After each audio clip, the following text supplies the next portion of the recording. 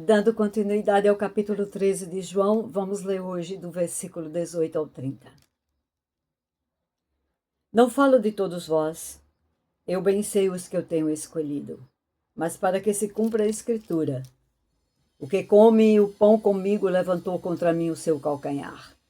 Desde agora vos digo antes que aconteça, para que quando acontecer, acrediteis que eu sou. Na verdade vos digo que se alguém recebeu o que eu enviar, me recebe a mim. E a quem me recebe a mim, recebe aquele que me enviou.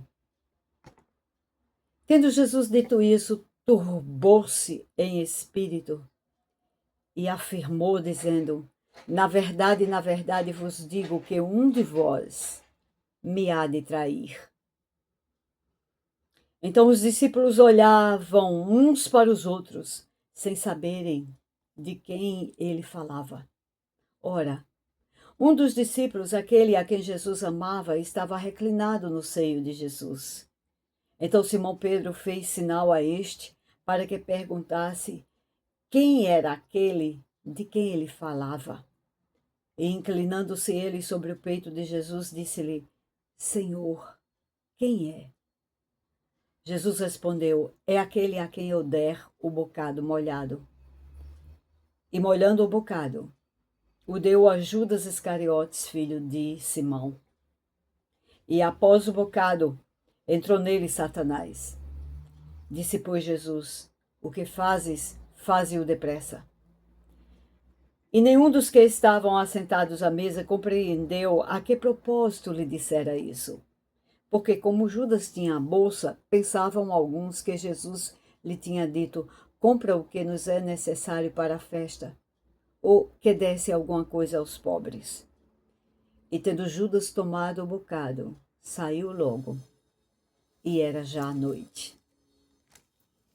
Como falamos, estamos aqui relatando a última semana antes da crucificação, na verdade os últimos dias, possivelmente essa era a quinta-feira, e eles estavam ali depois de uma ceia comum. O Senhor ainda ia celebrar o que nós consideramos a ceia do Senhor dentro daquela ocasião, mas ali antecedia. Então eles tomaram uma refeição. Jesus lava os pés dos discípulos e continua com as suas últimas instruções. E quando ele falou sobre a questão do servir, ele agora acrescenta: eu não estou falando com todos vocês. Tem um entre vocês que há de me trair. E este é um momento de grande tensão, porque é o momento que o Senhor vai anunciar o traidor. E ele aqui se reporta a uma passagem das Escrituras. Ele diz: é para que se cumpra as Escrituras. Então ele lembra o que está escrito, e é exatamente o que está escrito no Salmo 41.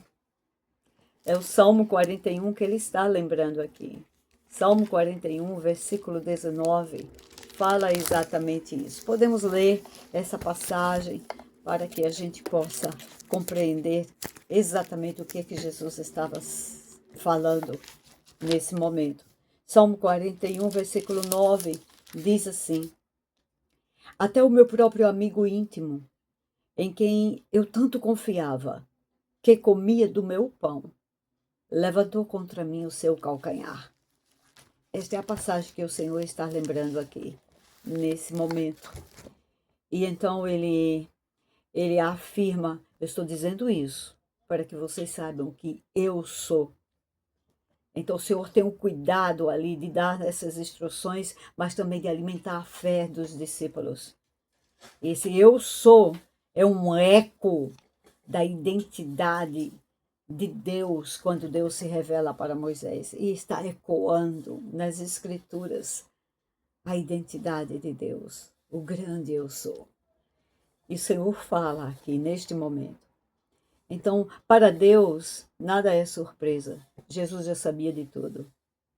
Não era surpresa para ele que ia haver um traidor. E quem era o traidor? E aqui nós podemos ver uma contradição. Em que sentido? De sentimentos daquele homem traidor que rejeita o Senhor. e do amor de Deus, expresso não só em palavras, mas em ações, em atitudes, em cuidado, em zelo. Podemos também ver aqui a oposição entre a comunhão e a traição. Era um momento de intensa comunhão, um momento que está à mesa. Geralmente um momento de mesa, um momento de comunhão. E aqui era uma refeição. E era a última refeição que o Senhor iria tomar com os discípulos antes da crucificação. Então aqui nós temos um momento de comunhão, ele culmina, vai ao clímax com a revelação do traidor. Então o Senhor se mostra, apresenta, eu sou Deus. E neste cuidado com aqueles que ele vai enviar, ele diz: quem recebe os meus mensageiros vai receber a mim. E quem recebe a mim, recebe ao meu Pai.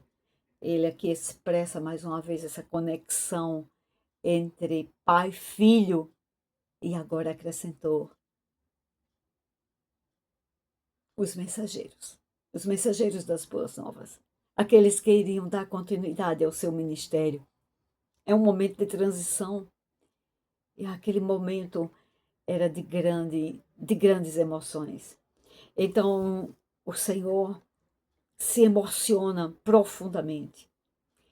E esse versículo 21 fala disso. Ele se turba em espírito, ele se emociona. Isso torna-se visível diante dos olhos dos discípulos. A dor da traição. Traição dói.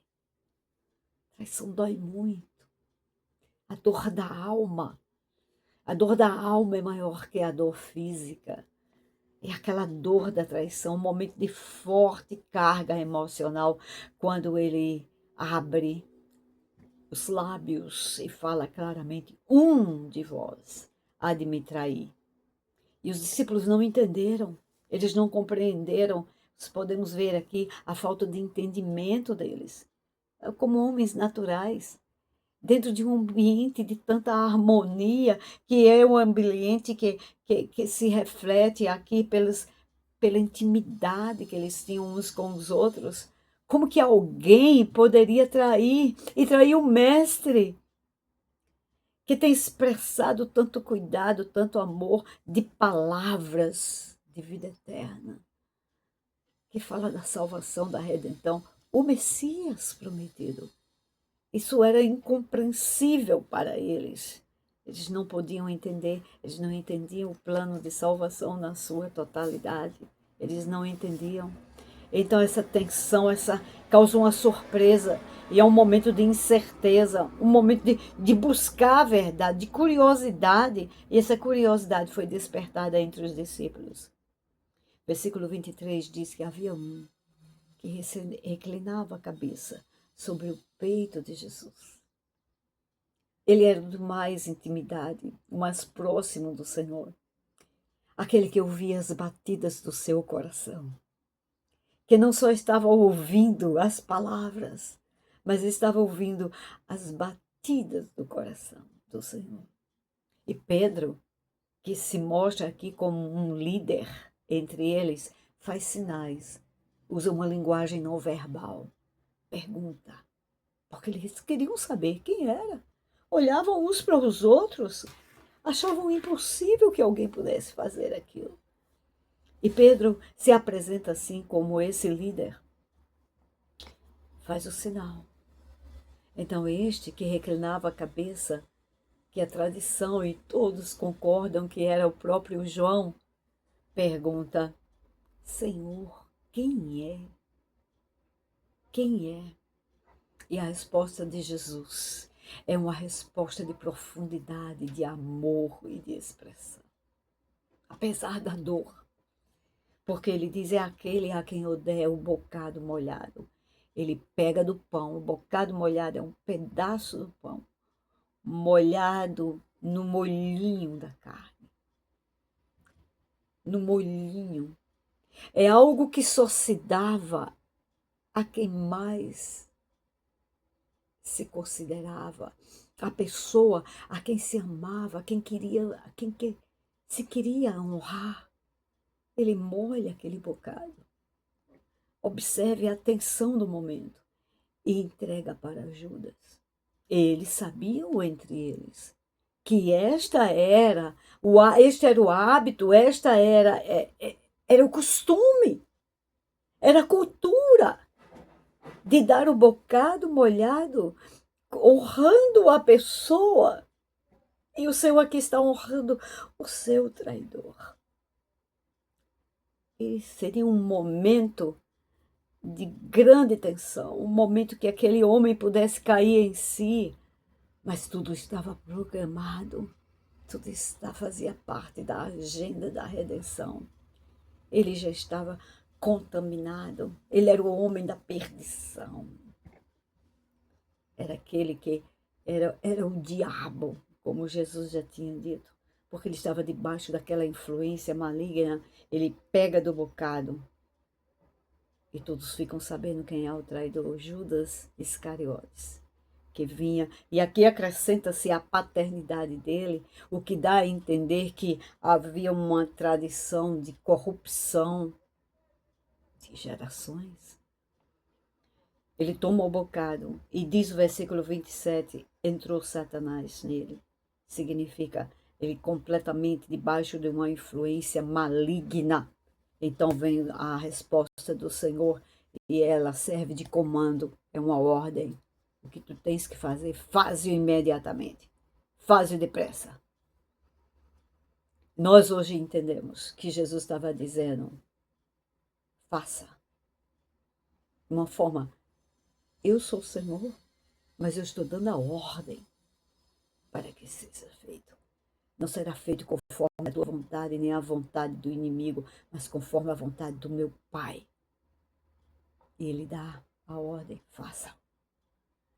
E Judas sai. E os discípulos não entenderam.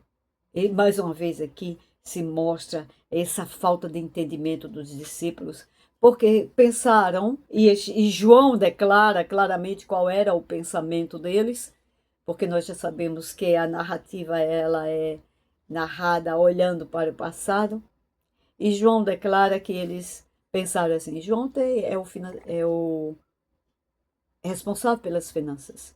Então Jesus deve ter dado ordem para ele comprar algumas coisas que são necessárias para a nossa comemoração, ou então para acudir alguém que está em necessidade, para dar algumas coisas aos pobres, para acudir os necessitados.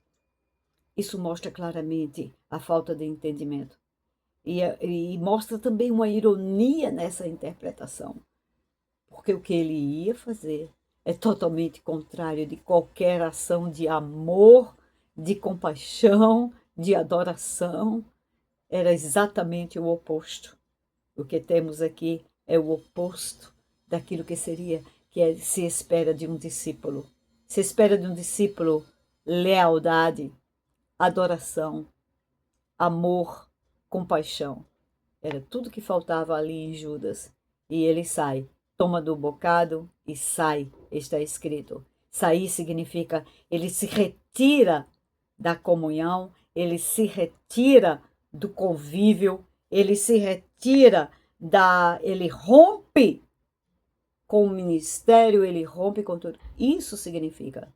E a última parte do versículo 30 diz, era já noite. Noite é trevas. E mais uma vez nós vemos aqui a oposição entre luz e trevas. E nós podemos lembrar aqui uma passagem lá em Jó, também em Isaías, há uma passagem que fala disso. Vou pegar a passagem de Jó para a gente completar esses ensinamentos, quando diz aqui em Jó 24:13, diz exatamente assim, eles estão entre os que se opõem à luz, os ímpios.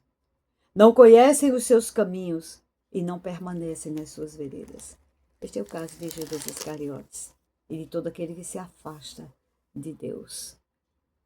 A oposição luz e trevas é algo que é um tema recorrente nas Escrituras. Jesus é a luz do mundo. E aquele que o ama vem para a luz. num momento de intensa emoção, o Senhor revela o seu cuidado, o seu zelo para com aqueles que Ele escolheu. A Ele toda honra e glória, pela sua entrega e carinho, pelo seu amor, que é muito mais profundo do que nós possamos imaginar.